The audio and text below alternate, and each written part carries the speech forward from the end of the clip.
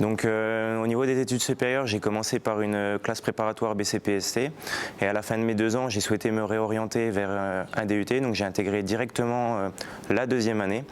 Donc j'ai découvert quelque chose de professionnalisant où on partage notre temps entre cours et travaux pratiques. Donc c'est pour cela que j'ai souhaité poursuivre par la voie de l'apprentissage. Donc ça me permet de m'intégrer dès maintenant dans le monde du travail et d'acquérir une expérience professionnelle, ce qui facilitera à l'heure actuelle, je pense, mon embauche à la suite de l'apprentissage.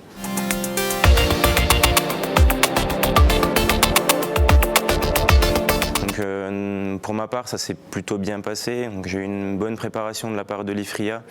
Lors d'une matinée qui a été organisée quelques jours avant le concours, on nous a fait faire des annales, on nous a aidé à voir où étaient les pièges pour ne pas tomber dedans. Qu'est-ce qu'il fallait faire le jour de l'écrit, de l'oral. Pour mon écrit, je l'ai passé à Nancy. J'ai préparé globalement l'anglais en cherchant les techniques sur internet, donc tout ce qui était mots de liaison, tout ce qui était un petit peu phrases, si je peux pas dire, des phrases types pour vraiment essayer d'améliorer son anglais, parce que voilà, on a tous globalement le même niveau.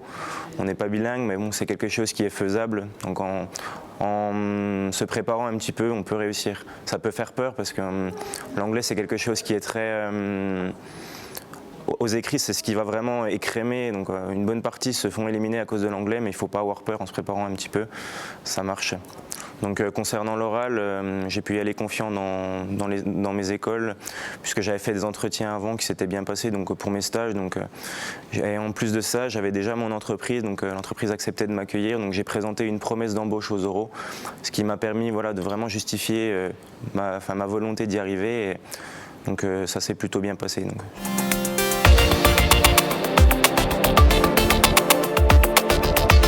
Pour les entreprises, j'ai eu à chercher un stage en 2e année de DUT, donc j'ai eu pas mal de contacts dans des entreprises. Quand elles me répondaient, pour certaines, m'acceptaient pour un entretien, pour un stage. Donc à ce moment-là, je leur demandais aussi s'ils pouvaient me faire un entretien pour un éventuel apprentissage, puisque je souhaitais vraiment partir sur...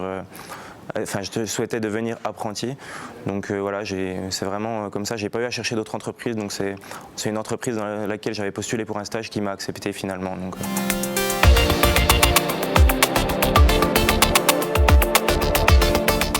Concernant l'accueil à Agresup, c'était quelque chose qui s'est très bien passé.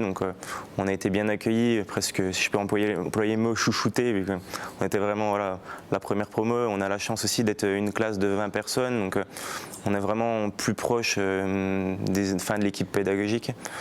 Dans mon entreprise, j'ai choisi une entreprise qui est suffisamment petite, ce qui permet vraiment de connaître tout le monde. On est 120 personnes, l'intégration s'est bien passée.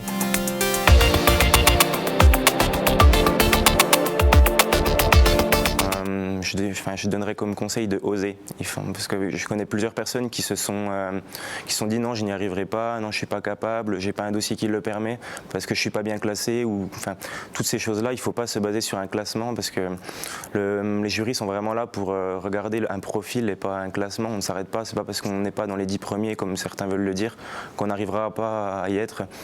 Personnellement, j'étais pas dans les 10 premiers en DUT, et ça m'a permis quand même d'être ici actuellement. Vraiment, il faut oser et se dire qu'on va y arriver et ça paiera.